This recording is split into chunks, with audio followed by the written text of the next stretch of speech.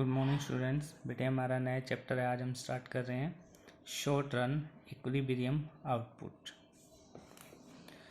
Concept of short run. Short run बेटे आपने short run और लॉन्ग रन +1 में भी पढ़ा था माइक्रो के अंदर। तो शॉर्ट रन क्या होता है? ये वो टाइम होता है जब हमारे पास टाइम कम होता है और जिसमें हम कुछ फिक्स फैक्टर को यूज करते हैं और कुछ वेरिएबल फैक्टर्स को।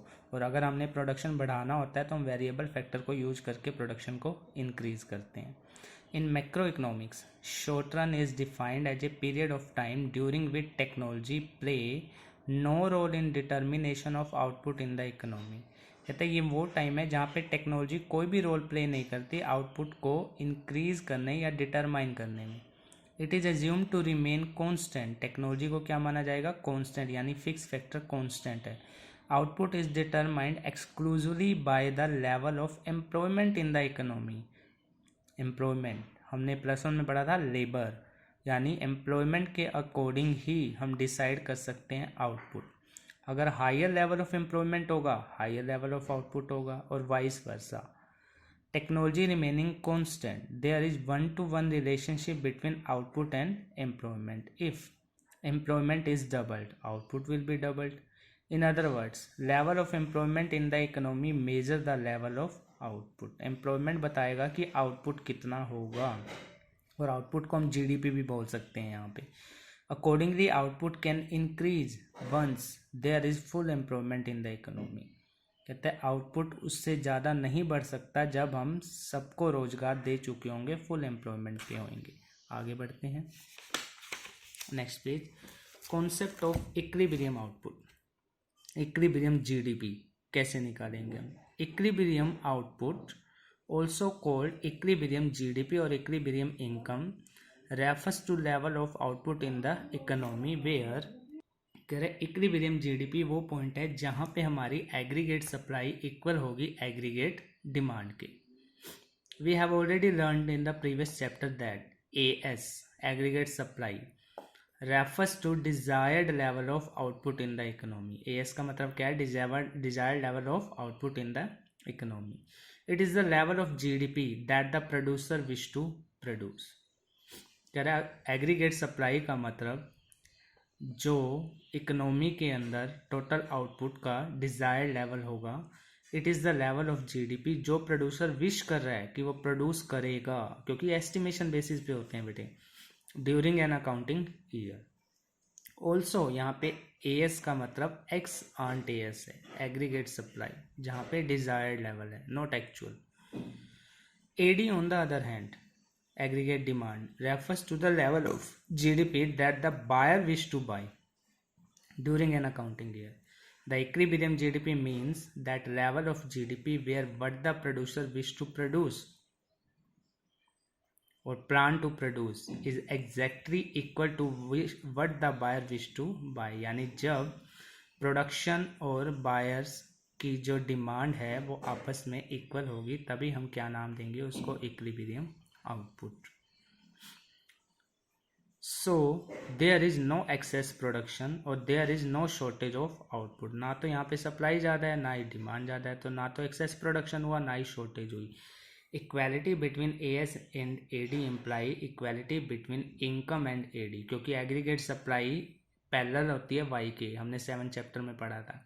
इसलिए हम इसको ऐसे भी लिख सकते हैं, income is equal to aggregate demand because Y is equal to AS. We can write the equilibrium is struck. कहता है हम ऐसे लिख सकते हैं इक्विलिब्रियम तब होता है जब एग्रीगेट सप्लाई और एग्रीगेट डिमांड आपस में इक्वल हो या फिर इनकम इक्वल हो एग्रीगेट डिमांड के। इसकी अल्टरनेटिव अप्रोच भी है। कहता है अभी हमने क्या बोला कि y इक्वल हो एडी के, तो y को हम इनकम को कंजम्पशन प्लस सेविंग लिख सकते हैं, तो एडी को हम क्या लिख सकते हैं? एडी के कंपोनेंट्स क्या थे? 4 कंपोनेंट्स थे, लेकिन हम यहाँ पे क्लोज इकोनॉमी की बात करें तो 2 ही कंपोनेंट होंगे, हाउस होल्ड सेक्टर का कंजम्पशन और प्रोडक्शन सेक्टर का इन्वेस्टमेंट। तो Y consumption plus saving, consumption plus saving, और एग्रीगेट डिमांड, इसका मतलब क्या हुआ? Consumption expenditure plus investment expenditure. अगर ये दोनों इक्वल हैं तो वाई की जगह पे ये पुट किया सी प्लस एस और एडी की जगह पे सी प्लस आई, दोनों में मेन कंपोनेंट सी, बाकी क्या बचा, एस इज इक्वल टू आई। जब हमारी सेविंग इन्वेस्टमेंट के इक्वल होगी तो भी इक्विलिब्रियम हो सकता है, यानी ये अल्टरनेटिव अप्रोच है। तो हमने यहाँ पे दो टाइप के इक्विलिब्रियम पढ़ने हैं, A S is equal to A D और S is equal to I. साथ में अभी एक टॉपिक आया था एक्स अर्न सेविंग, एक्स अर्न investment, ex post saving, ex post investment. ये 1 मार्क में डेफिनेशन आती है कई बारी। एक्स अर्न saving, it refers to desired saving और planned saving during the period of 1 year. These are the savings which people intend to make in economy during the period of 1 year। Simple language में बोलूँ तो desired saving को हम क्या नाम देते हैं, एक्स अर्न्ड सेविंग। फिर एक्स पोस्ट सेविंग क्या होगी, it refers to actual saving in the economy during the period of 1 year। This aspects of saving is considered in the context of national income accounting।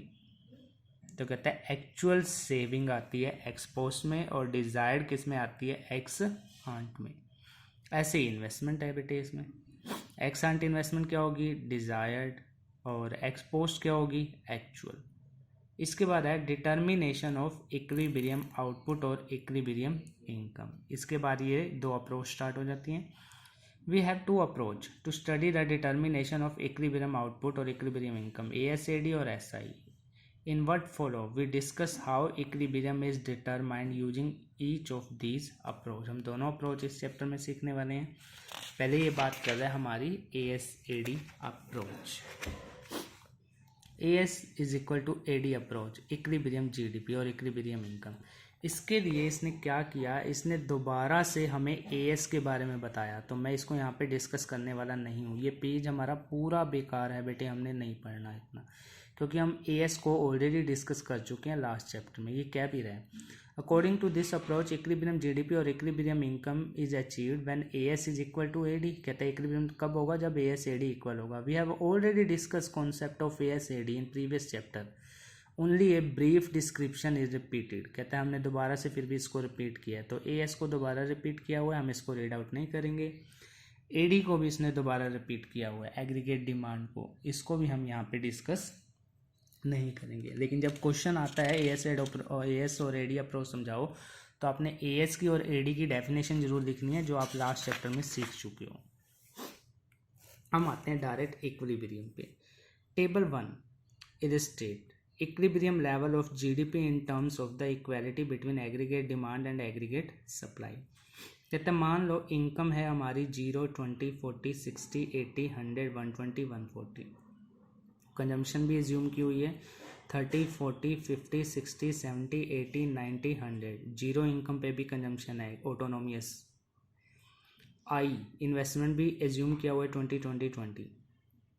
तो अगर C plus I को जोड़ दूं तो बेटे क्या बनता है, AD। तो हमारा AD कितना आया, इन दोनों को जोड़ के 50, 60, 70, 80, 90, 100, 110, 120।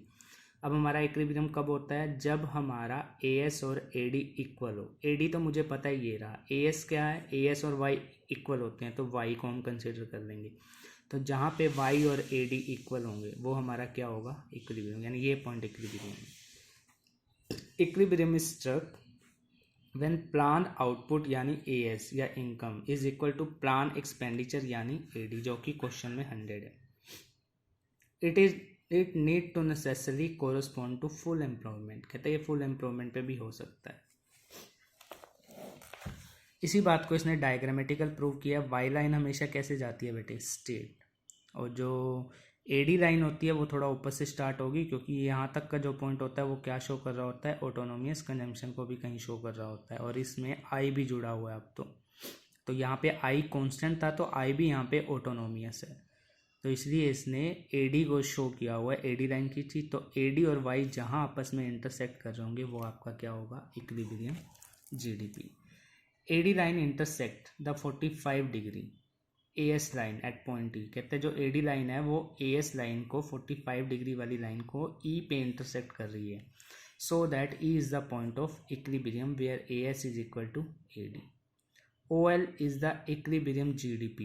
OL ये कहता है GDP है, इनकम है इन द इकोनॉमी।